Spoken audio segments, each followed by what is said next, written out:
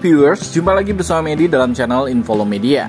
Pernahkah viewers mendengar tentang Kepulauan Faru? Nah, kali ini Medi akan membahas mengenai Kepulauan Faru. Namun sebelum kita lanjut, silakan tekan tombol subscribe ya, dan jangan lupa nyalakan loncengnya agar tidak ketinggalan informasi yang Medi sajikan di channel ini. Mari kita lanjut. Kepulauan Faru terletak di antara Laut Norwegia dan Samudra Atlantik Utara. Ini adalah sebuah gugusan pulau yang terdiri atas 18 pulau, di mana 17 pulau berpenghuni. Pulau-pulau utamanya adalah Streymoy, Eysturoy, Fagar, Suðuroy, Sandoy, Bordoy, dan juga Spinoy. Iklim Kepulauan Faru terbilang unik berkat letaknya yang ada di Samudra Atlantik. Negara ini mengalami musim panas dan juga musim dingin yang sejuk. Kadang-kadang mendung disertai dengan kabut dan angin kencang. Lumut dan rumput biasa tumbuh di tempat ini. Karena hujan turun hampir setiap hari di Kepulauan Faru, dari 365 hari dalam setahun, 300 hari diperkirakan hujan. Karena kondisi iklim lautan di Samudra Atlantik Utara inilah yang membuat banyak nyamuk tidak bisa berkembang biak di Kepulauan Faru. Lantaran nyamuk hanya bisa berkembang biak di lingkungan yang panas dan juga lembab. Begitu juga dengan hewan serangga. Luas wilayah kepulauan ini sebesar 1.400 km persegi dengan ibu kotanya bernama Tórshavn di Pulau Streymoy. Jumlah penduduk kepulauan ini sebanyak 53.429 jiwa pada tahun 2024. Penduduk Kepulauan Faru adalah kelompok etnis asli Kepulauan Faru. Orang Faru berasal dari campuran Norse dan juga Gaelic atau berasal dari Skandinavia. Sebab banyak diantaranya adalah keturunan Viking Norwegia yang menjelajahi pulau-pulau ini sekitar tahun 800 Masehi. Sekitar 1/4 penduduk Kepulauan Faru tinggal di Tórshavn, sisanya tinggal di pemukiman kecil, namun hampir semuanya berada di pesisir pantai. Ada juga yang tinggal di wilayah lain, kira-kira 21.000 orang Faru tinggal di negara tetangganya, khususnya di Denmark, Islandia, dan juga Norwegia. Kebanyakan orang Faru adalah warga negara kerajaan Denmark, karena Kepulauan Faru termasuk ke dalam 3 negara konstituen Denmark, yang terdiri atas Greenland, Kepulauan Faru, dan juga Denmark. By the way, berbicara mengenai populasi, ternyata menurut seorang peneliti statistik dari Kepulauan Faru bernama Hans Pauli Strom, bahwa populasi wanita lebih sedikit dibandingkan pria. Hal ini bisa disebabkan karena Kepulauan Faru lebih banyak menganut nilai dan prinsip kaum pria, sehingga dianggap kurang cocok bagi kaum wanita. Karena itulah banyak wanita yang memilih untuk berimigrasi. Akibatnya, banyak kaum pria Kepulauan Faru mencari pasangan dari negara luar, seperti Thailand atau Filipina. Bahasa resmi Kepulauan Faru adalah bahasa Faroes yang memiliki kaitan dengan bahasa Norse kuno bersama dengan bahasa Denmark. Bahasa Faru adalah salah satu bahasa Jermanik Utara dan berkerabat dekat dengan bahasa Islandia dan bahasa Norwegia bagian barat. Agama di Kepulauan Faru didominasi oleh agama Kristen, terutama Lutheran. Pada survei tahun 2011, 95% penduduk Kepulauan Faru beragama Kristen. Melihat dari catatan sejarah, ada beberapa catatan siapa pemukim pertama di Kepulauan Faru.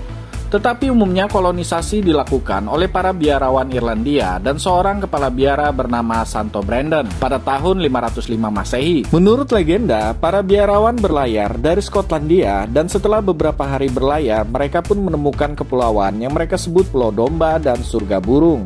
Konon ada cerita bahwa julukan Pulau Domba ini muncul lantaran jumlah populasi domba di pulau ini lebih banyak daripada manusia. Adapun nama Kepulauan Faru pertama kali muncul sebagai Fereriar yang berarti Pulau Domba. Orang-orang Norse pada abad ke-9 berdatangan ke kepulauan ini karena melarikan diri dari Norwegia sambil membangun kehidupan yang baru di pulau. Selama ratusan tahun, Kepulauan Faru merupakan bagian dari kerajaan Norwegia yang berada dalam uni personal dengan kerajaan Denmark dari tahun 1380. Namun pada tahun 1814 dalam perjanjian Kiel, kerajaan Denmark menyerahkan Norwegia ke Swedia. Sedangkan Denmark tetap mempertahankan wilayah Atlantiknya, termasuk Kepulauan Faru, Greenland, dan juga Islandia. Pada tahun 1850, orang Faru diberikan 2 kursi di dalam parlemen Denmark.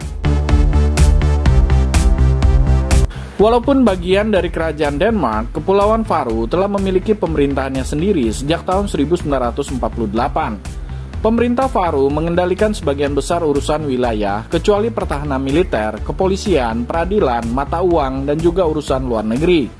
Kepulauan Faroe juga memiliki hak eksekutif untuk membuat undang-undangnya sendiri dan memerintah secara independen di berbagai bidang, termasuk perdagangan, pendidikan, penelitian, konservasi, dan pengelolaan sumber daya hayati laut dalam zona perikanan sepanjang 200 mil. Karena Kepulauan Faroe bukan bagian dari daerah kepabeanan yang sama dengan Denmark, maka Kepulauan Faroe dapat membuat perjanjian perdagangan dengan negara lain. Di Dewan Nordik, mereka diwakili sebagai bagian dari delegasi Denmark. Kepulauan Faroe tidak menjadi bagian dari masyarakat ekonomi Eropa pada tahun 1973, meskipun Denmark adalah negara anggota Uni Eropa. By the way, viewers, sejak tahun 1900, perekonomian di Kepulauan Faroe telah berubah dari yang dulunya pertanian, terutama peternakan domba, menjadi perekonomian yang berbasis pada perikanan dan juga industri terkait, terutama ekspor ikan kod beku dan juga ikan kod kering. Perikanan sejauh ini merupakan industri terpenting di Kepulauan Faroe, karena sekitar 90% ekspornya terdiri dari produk perikanan. Kepulauan Faroe secara politik terkait dengan kerajaan Denmark, akan tetapi mempunyai pemerintahannya sendiri sejak tahun 1948. Berbicara mengenai masalah politik nih, politik Kepulauan Faroe berjalan dalam kerangka ketergantungan demokrasi perwakilan parlementer, di mana Perdana Menteri Kepulauan Faroe adalah kepala pemerintahan dan sistem multipartai. Kekuasaan eksekutif dijalankan oleh pemerintah, sedangkan kekuasaan legislatif dipegang oleh pemerintah dan parlemen, yang dikenal sebagai Lagting, yang merupakan otoritas tertinggi di Kepulauan Faroe. Selain industri perikanan, perkapalan dan pariwisata juga merupakan industri penting lainnya di Kepulauan Faroe. Mari kita melihat tempat wisata apa saja yang populer di Kepulauan Faroe. Yang pertama ialah Tinganes. Selain terkenal dengan suasana kota yang indah, Tórshavn juga mempunyai banyak tempat wisata yang bisa jadi pilihan yang tepat untuk liburan. Salah satunya ialah Tinganes.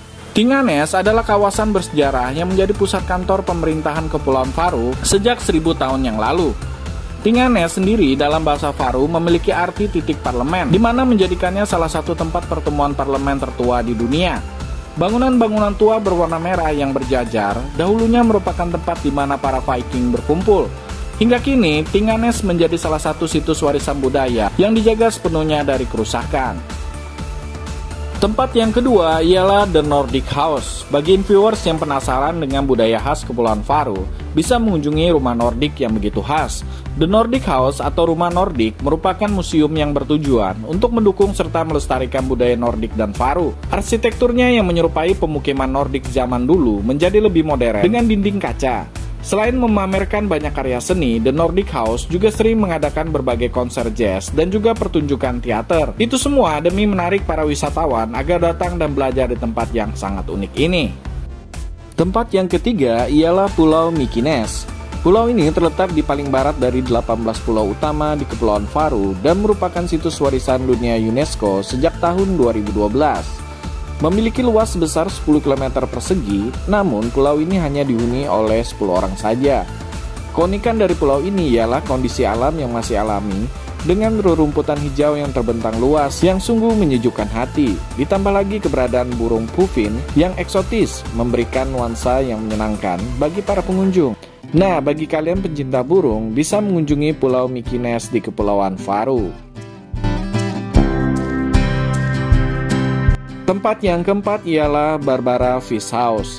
Ini adalah sebuah restoran di mana wisatawan dapat menikmati makanan khas Kepulauan Faroe yang lezat. Kita dapat mencicipi hidangan makanan laut Faroe tradisional yang nikmat. Para pengunjung pasti akan terkesan dengan bangunan restoran karena dibangun tepat di atas bebatuan. Oke viewers, demikianlah sebagian kecil dari tempat-tempat wisata menarik yang ada di Kepulauan Faroe. Sebenarnya masih banyak lagi tempat-tempat wisata yang menarik yang ada di kepulauan ini. Semoga informasi yang disajikan tadi bisa menambah wawasan kita semua untuk mengenal kawasan atau wilayah sebuah negara di dunia. Dan jangan lupa untuk tekan tombol subscribe serta nyalakan loncengnya ya, biar Medi lebih semangat lagi dalam menyajikan informasi di channel ini. Sampai jumpa!